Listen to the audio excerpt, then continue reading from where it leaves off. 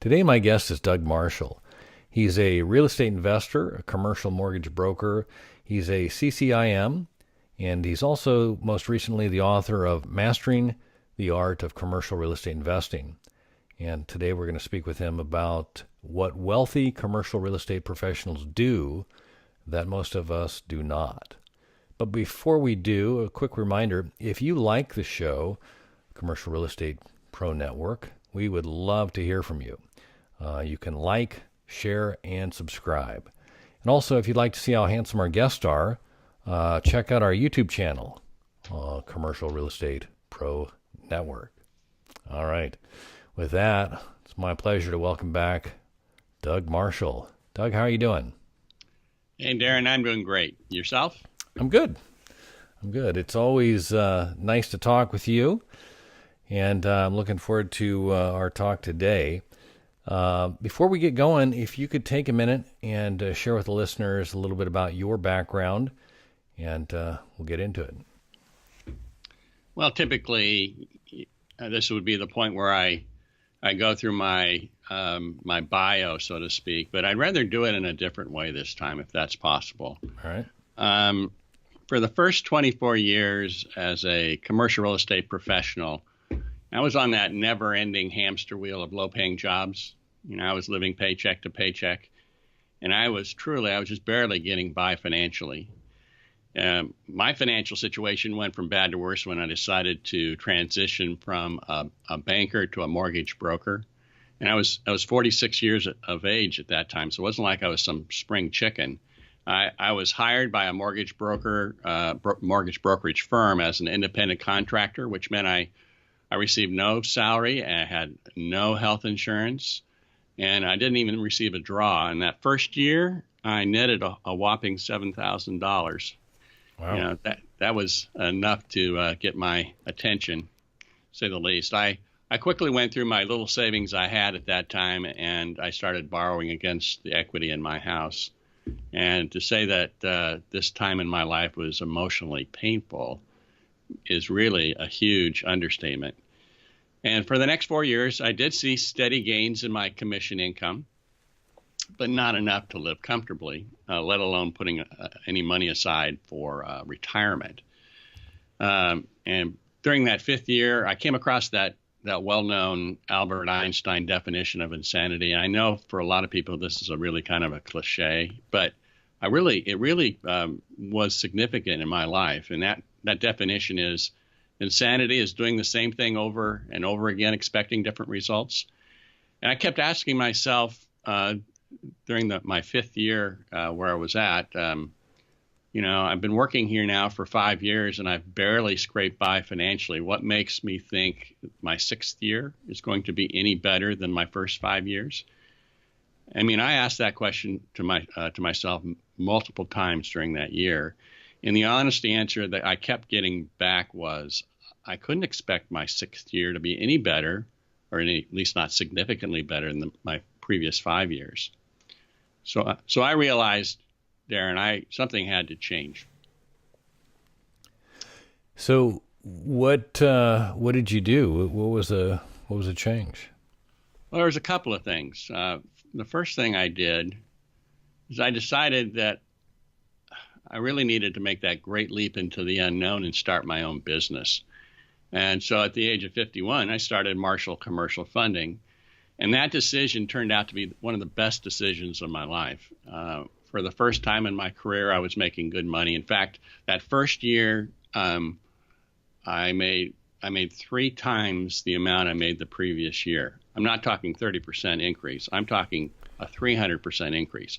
And boy, did that really feel good. It was enjoyable to be able to have enough money for a change. Right. So that was the first thing I did. But I could also see, Darren, that here I am, I'm 51 years old, and I could do the math, and I understood that I was way too close to retirement to make up for the lean, hard years that I'd had. And I realized it was very likely I may never be able to retire at all. But at the same time, I was noticing that my clients were doing quite well financially. Their liquidity and their net worth were growing rapidly. And that was no exaggeration at all. I had a number of repeat clients, and I could see how their financial strength increased dramatically from one year to the next. It was absolutely amazing to watch at times. And I knew at that point that the only way I was going to retire well was if I started investing in commercial real estate. And that would be the way that I'd get off this hamster wheel of working forever that's what I did. So you're 52 at that Something point? like that. All right. You're looking down the road, and that magic day of retirement is looming, and Yes. the numbers aren't adding up, and you realize that your customers are doing something right. Absolutely. They were doing very well financially. So I started investing about 12 years ago, and my financial situation has gone from what I think was very accurately described as very bleak to very good. And because of my real estate investments, my net worth and my liquidity have grown dramatically. And if I wanted to retire today, I could do so comfortably. The passive income from my rental properties, when added to my future Social Security checks, significantly exceeds my personal expenses. And today I'm one of a small group of investors that own several rental properties valued at over $50 million. So that's my story. No, that's great. So you realized things were not adding up. You decided that you knew others that were. You got in. You started, and in a relatively short amount of time, I would say 12 years on an investment, time frame seems short compared to with Yes. like a career. Yep. You've gone from bleak to feeling pretty good about it. Let me ask you this. So you recognize this. How many commercial real estate professionals do you think invest personally? Well, that's a good question. And obviously there aren't any real surveys out there to tell you, but I believe that the vast majority of commercial real estate professionals are not investing in commercial real estate. And that's actually the reason why I'm telling you this. I believe that many of us who are in the commercial real estate profession are either living paycheck to paycheck like I was, or maybe they're doing pretty well financially, but they realize they aren't going to retire well. And I recently saw a few statistics that would back that up. 40% of adults can't cover a $400 emergency expense with cash. Wow. That's amazing to me. 63% of Americans at age 65 are dependent on Social Security, relatives, friends, or charity. And there's a full 80% of Americans who believe they're not saving enough for retirement. So, I can understand why most Americans would have a difficult time saving for retirement. But those of us who are in commercial real estate, the ones who are professionals, we have a distinct advantage over most people. Every one of us in this profession, in our own way, contributes to the success of our clients, and there's no reason why we can't go along for the ride. That makes sense. So when you say that, go along for the ride, what do you mean?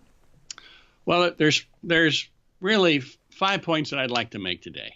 And the first one, Darren, is, and I think everybody agrees with this, at least intuitively we all agree with it, there's real wealth to be created in owning commercial real estate. And, it's not a get-rich-quick scheme. It actually works. It's certainly not a myth. And I believe, modestly, I believe my book, Mastering the Art of Commercial Real Estate Investing, will show you how to do it as well. And so what I'd like to do in this podcast is give you a few tidbits from the book that I think will help many of your listening audience to move forward on starting to invest in commercial real estate. All right. So what's the starting point? What's the first point or step that you have?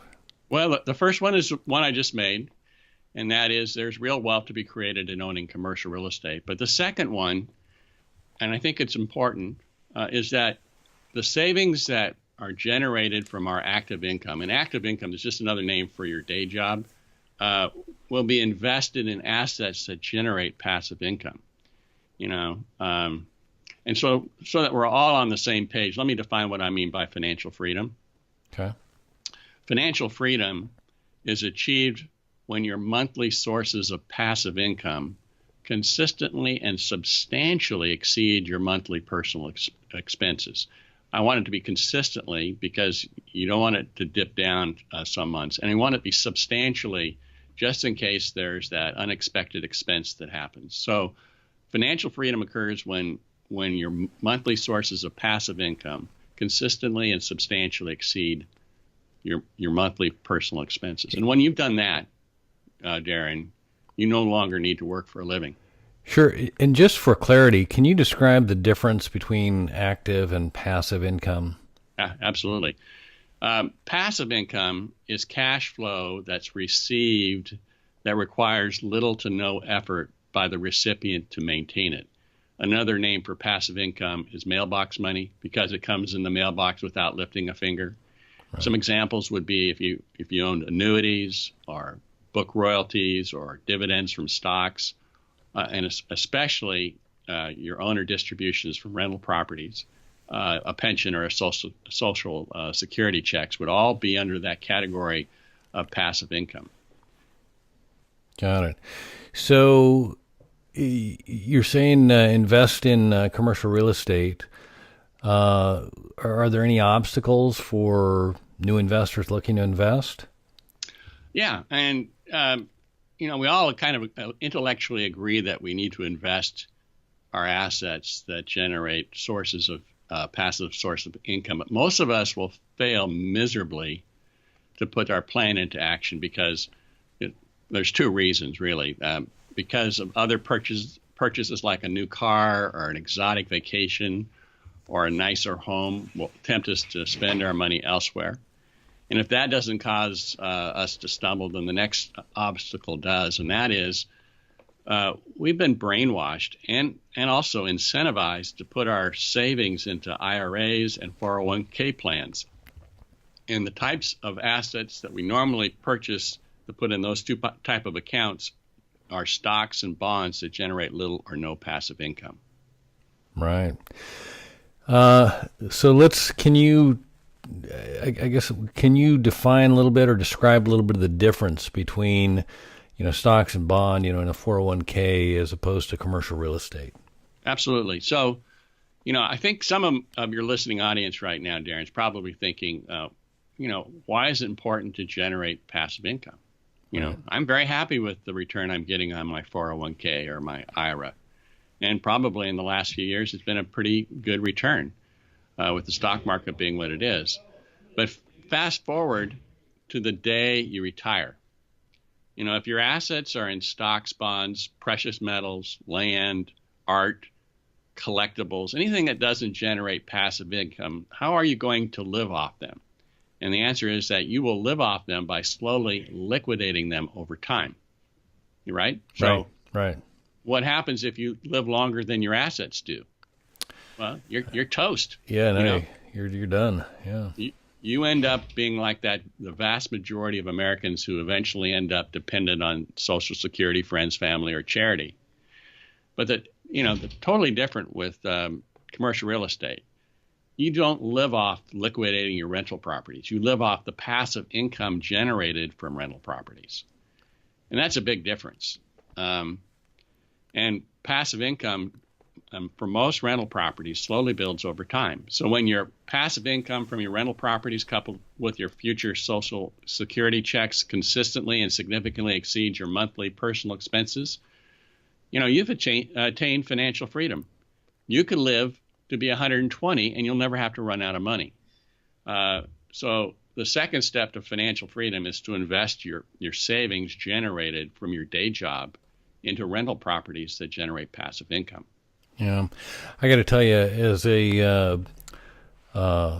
someone with a retired parent and watching this, exercise play out, because the law even requires part of the 401k law is that you do have to sell a certain portion of your 401k holdings, and it increases, each year or periodically, so that tax that's been deferred can be collected. And as you see that, you recognize that there is this line where your life and your money could cross, and it may not be a good. I mean, it might be good that you're living longer, but if you outlive your money, that's not a good thing. And, no, it's not.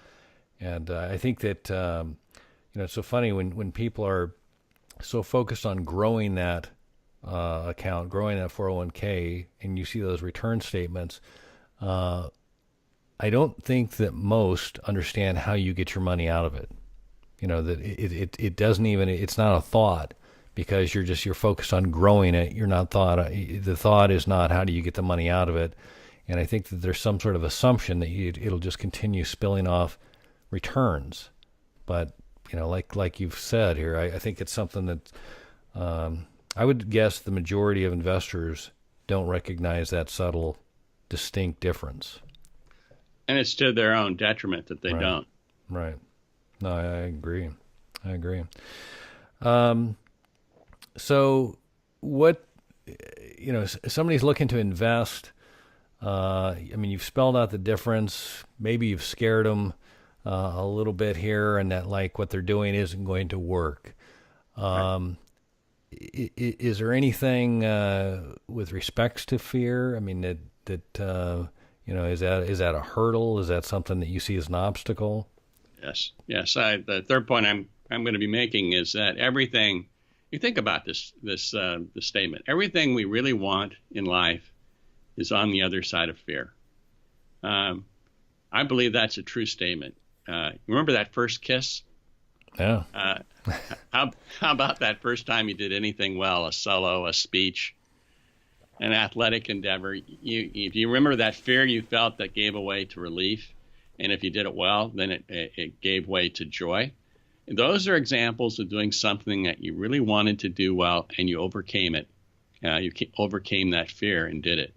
And I believe that the number one reason we don't invest in commercial real estate is fear. I've been on a number of podcasts over the past year, and many of my podcast hosts have said something to me like this. They said, the majority of my listeners have never invested in commercial real estate. They're right there on the cusp of doing it, but their majority of my listeners have not yet made the plunge. And I believe the real reason for that is they have a fear of failure. They have a fear of looking foolish in the eyes of their family and friends if things go wrong. And I get it, I really do. But it doesn't have to be that way. For most of us, if we could change our mindset from, win or lose to either you win or you learn, it would have a tremendous difference in our willingness to take risks. In everything we do, we either win, we make that right decision, or we learn an important lesson so next time we have a better outcome. And sometimes your investment is a home run, and sometimes you learn what not to do so the next time has a higher probability of being a success. And I'll give you an example. I was in 2009, I was with a group of like-minded investors, and we decided to purchase a 56-unit apartment that had been taken over by the bank. Darren, you remember what was going on in 2009? I think if the news accounts I read were accurate, there was a little bit of a recession going on. Yeah, just kind of, yeah. It's called the Great Recession. And the real estate market at that particular point in time was in a free fall, absolute free fall. It was dropping. And everybody and their brother was running away from real estate in 2009. And here we were thinking about buying an apartment. And I looked back on that and I said, what were we thinking? It seemed like a foolish thing to do. And was I fearful? I was extremely fearful. But I kept looking at the numbers and it made sense to me. And so eventually I decided to proceed. And looking back on it now, it was the best investment I've ever made. For every dollar that I invested in that property, I've received $6 back in either owner distributions or in increased equity. But before I could invest, I had to get over that fear of failure. And one of the quotes that I've recently discovered that I really think is appropriate is the one by Winston Churchill. He says, "Success is not final. Failure is not fatal. It is the courage to continue that counts." And to succeed in life, not just in real estate investing, but in life, we must realize that everything we really want in life is on the other side of fear. No. And I have a lot of friends that they will not stick their neck out and risk anything. They're so scared of failure that they would rather stay with the status quo, even if the status quo is really not what they want. So if a potential investor recognizes that the fear and they work through the fear and now they're ready to go, right? What's the best way for an investor or a commercial real estate professional specifically to invest in commercial real estate? Well, that's my fourth point, and that is that the best way is that most of us who have the money to do so should invest in commercial real estate, but as a passive, not an active investor. I can hear people right now that are listening to this podcast right now and saying, fear is not holding me back from investing in commercial real estate. My problem is I don't have the time, I don't have the experience, or the financial resources to invest in rental properties. I've got a day job that keeps me plenty busy, and I don't need to have the added stress of investing in commercial real estate. But this idea, this thinking is really wrong. It's dead wrong. The thinking assumes that the only way to own rental properties is as an active investor. And an active investor is the one who makes all the important decisions, what to buy, how much to pay for it, how to finance it, how to manage it. Those are just a few of the decisions they have to make. And this is one way to own commercial real estate. But many times the active investor, also known as the managing member of an LLC or the promoter or the syndicator or the sponsor, they can't invest without passive investors. They're also called equity partners, who provide the capital needed for the down payment. Not everyone can or should be an active investor, as it requires someone who has the time, experience, and resources that most of us don't have. But if we want to retire well, all of us should strive to be passive investors of commercial real estate. So in the past 12 years, for example, I've invested in 10 rental properties as a passive investor. My only responsibility has been that I provide some of the equity to purchase the property. I leave the decision-making to my real estate sponsor, and I'm more than happy to do that. Let them do that. Let them make all the decisions while I get my monthly ownership distributions. It's kind of like the best of both worlds.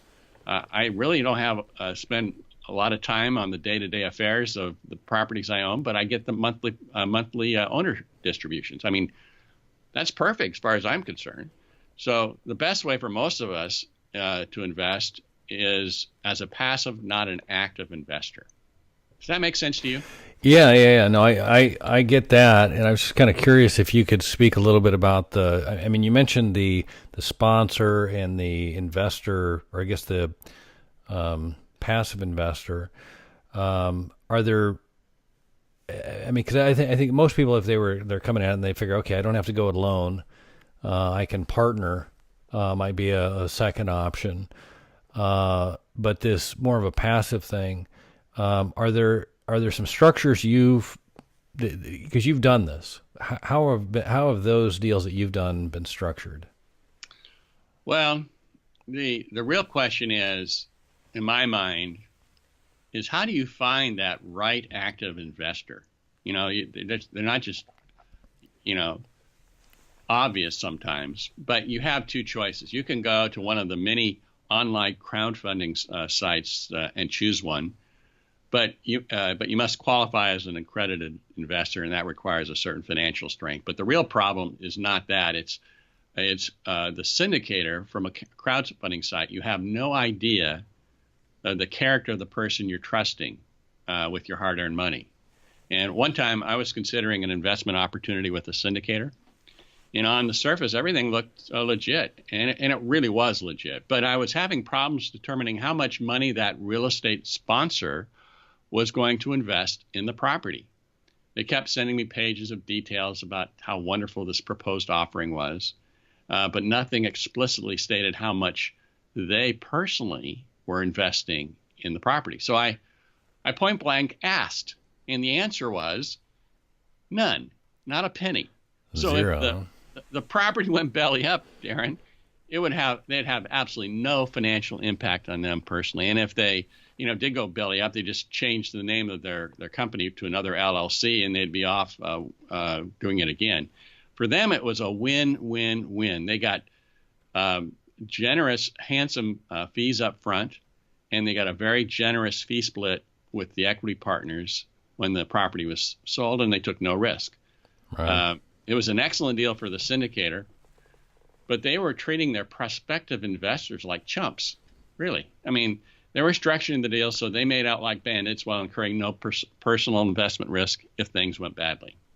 Right. No, I was just going to say I've heard that, and I have I've struggled with that myself. That realization that I think I'd be more prone to participate in one where I knew we were participating similarly. Plus they would have the additional benefit of the sponsorship, but to have zero in, I get that. The only thing that I've heard in that as an argument against that, or a reason it might be a justification, is if they had a significant balance sheet and that was needed to sign for the loan. I don't know if that makes sense. I mean, you're a mortgage broker, that might resonate a little bit, but I share your sentiment there. I'd like to know that the sponsor's got something. I believe the sponsor deserves more than a pro rata share of everything. They're taking on the risk. They're finding the property. They have gone through the process of having the vision for how to turn that property around. And I do believe that they deserve more than just if they put in 20%, they get 20% of the cash flow and 20% of the equity, increased equity over time. But they also need to be in that. And if things were to go poorly, that they would also feel that pain and suffering as well. And I am absolutely sure, Darren, that there are many fine real estate syndicators out there that you could, that are on these websites. But you really don't know. There's no surefire way of determining who is honest and who's a wolf in sheep's clothing. Who's offering a fair fee split for their services and who is gouging their investors. It's really sometimes very hard to tell. But the real point I'm trying to make right now is this. I'm wary of syndicators that I do not personally know, and you should be too. But there's a much easier way of finding an active investor to partner with. And the fun thing about it is they're right under our noses. They are our clients. Right. And, for me, it was an easy choice to make who I would trust with my investment money. I do all my investing with just this one real estate sponsor, and I've known him for 25 years. He's not only my client, he's become a friend. He's a 7-year member of my book club. And I know his excellent commercial real estate investing track record, and I know that he's a man of integrity and that I can trust him. And so in the peak of the real estate market in 2007, I think we bought it in June of 2007. And I think if you were going to figure out what month the market peaked in 2007, I think it was in June.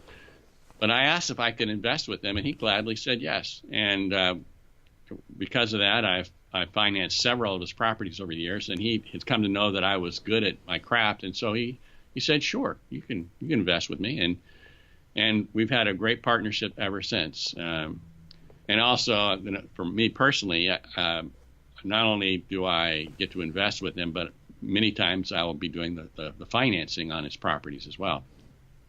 Oh, so as a passive investor, you let somebody else make the investment decisions except for one, Darren, and that is, who do I trust my money with?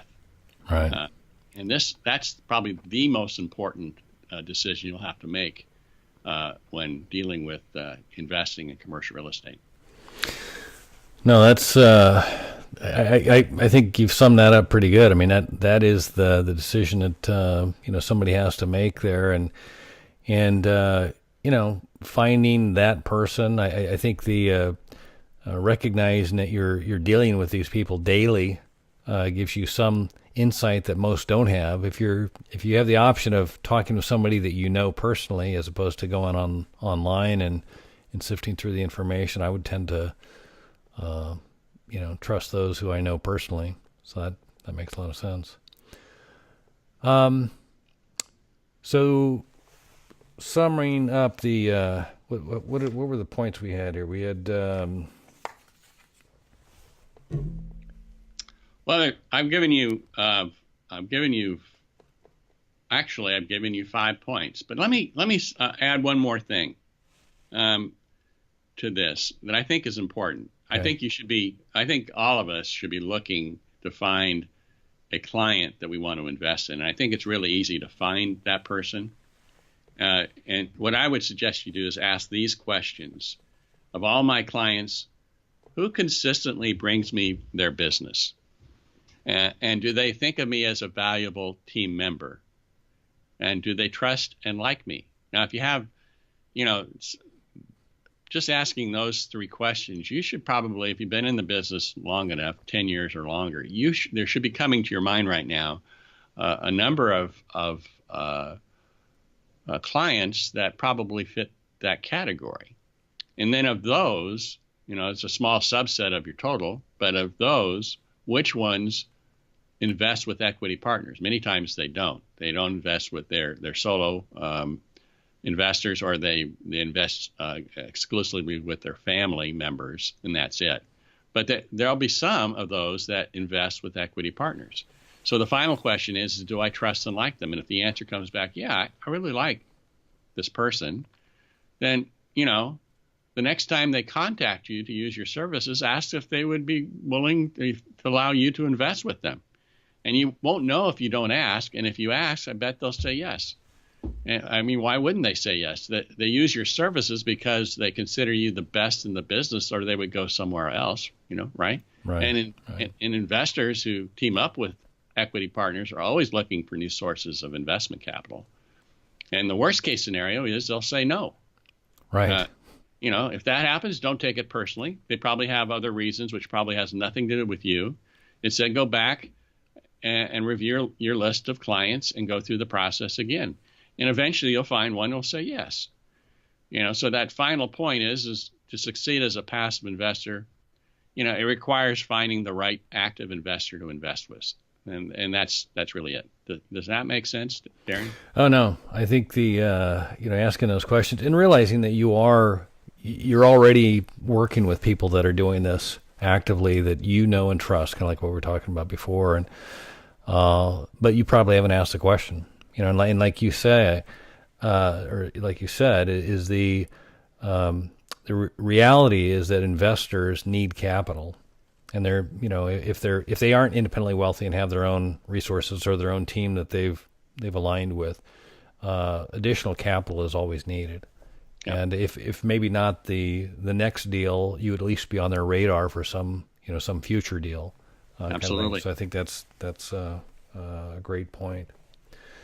No, that's good. So in summary here, what do we got? We got there's real wealth in real estate. Yep. Right. Mm-hmm. Let's see. Invest your savings from your active job to create passive income. Yep. Right. Don't let fear stop you. Yep. Invest in commercial real estate as a passive investor. Yep. Right. Yep. And invest with a trusted client. Yeah. Got it? Absolutely. If you do those 5 things, you'll succeed. Got it. I guess the thing I would say is I'd like to leave with this one final thought. Hopefully people have already picked up on this, but if I can do it, so can you. I wasn't able to start investing in commercial real estate until I was 55 years old. And that's a very a late start. And yet I'm now able to retire well. So if I can do it, so can you. And just imagine for a moment that you start investing a modest amount this year with one of your favorite clients. And as the years progress, that small equity investment will grow, slowly at first, but before you know it, it will be a tidy sum. Now imagine if you invested a small amount every year between now and retirement, so that when you retire, you have 20 or more of these investments. Where do you think you'll be financially, when it's time to retire? Be a lot better off than you would be otherwise. Yeah, I think you'll be able to retire in style. And that's the point I want to make. Right. No, I love it. Hey, Doug, before we wrap up here real quick, as an insurance broker, and I meant to mention this to you before, so I hope I'm not catching you too far off guard. I've decided this year that I want to start asking all of my guests about risk, okay? And it doesn't have to be an insurance-related answer. I just want to make that very clear. Okay. But from an insurance standpoint, we look at risk and we think there's essentially three strategies. You can avoid risk, you can minimize it, or you can transfer risk, which insurance is the transfer mechanism on. But I'm asking all of my guests if they could identify the biggest risk that they face, and we could apply it to this topic today, or as you as an investor, or even you as a lender. But if you could identify a biggest risk, and then if there's a strategy that you recognize to minimize or manage that. Well, I'm going to probably give you a different type of answer. Okay. I think Darren, the greatest risk is the risk of not doing anything. I look back on my life, and it's when I take the risk to do things that are outside of my comfort zone, and sometimes it works and sometimes it doesn't. But I'm trying, and I look at, I said before earlier in this podcast, that I have friends that I know that are so fearful of taking risks that they won't do it, even though they might be miserable in what their particular situation is at that moment. But to risk failure is worse than staying in the status quo. So my personal opinion about risk is to go forward and try things even if you feel uncomfortable doing them. No, I like it. And clearly you've demonstrated that with your real estate investing and going out on your own. And as you've summed up here, it's paid off well enough that you feel like you can retire comfortably and in style. Yeah. And I think that anybody that's nearing 50 or 50 plus, you start to realize that window is starting to close. And if you're not set the way you want to be, it can be kind of fair, or it can be kind of scary. And I love everything you've laid out here as far as an option. And I hope that the listeners, especially those that are involved in commercial real estate, recognize how beneficial it can be and how available it is with the people that they already know. Doug, before we wrap this up, where can the listeners go to find out more about you, connect, and also I want to reiterate the book that you authored. If you could share with them how they could get a copy of it. And I just want to also offer my own glowing review. I read it, and I want to say that, like everything I've ever read that you've produced, it's well written, makes some solid points, and I thought it was a great read for anybody looking to invest in real estate. So I applaud you on your efforts there. Well, thank you, Darren, for those kind words. I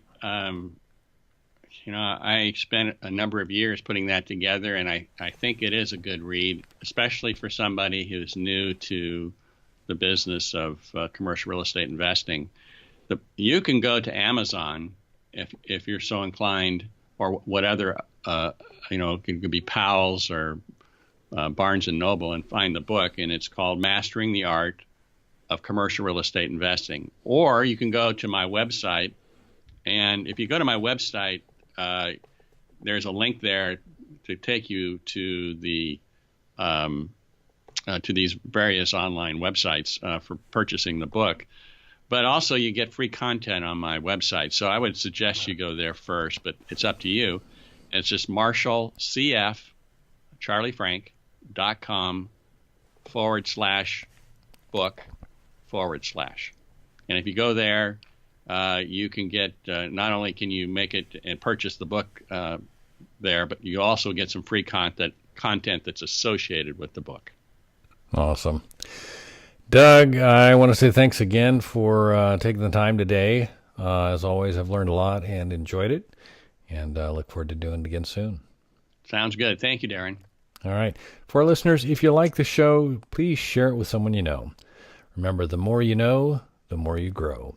That's all we've got this week. Until next time, thanks for listening to Commercial Real Estate Pro Network's CREPN Radio.